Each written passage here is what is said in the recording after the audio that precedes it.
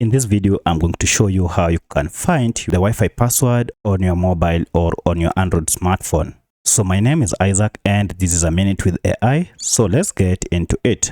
Now for the sake of this tutorial, I'm going to use Redmi Note 10. However, this process should be the same on any Android smartphone that you are using. So if you are finding it hard to find the Wi-Fi password of Hotspot Wi-Fi, all you need to do is to go to settings on your smartphone.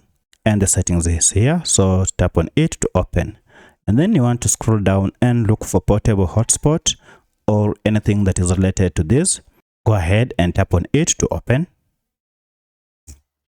As you can see, the portable hotspot is on, but you are interested in finding the password for this Wi-Fi hotspot. So to find it, just go and tap on set up portable hotspot and it will open.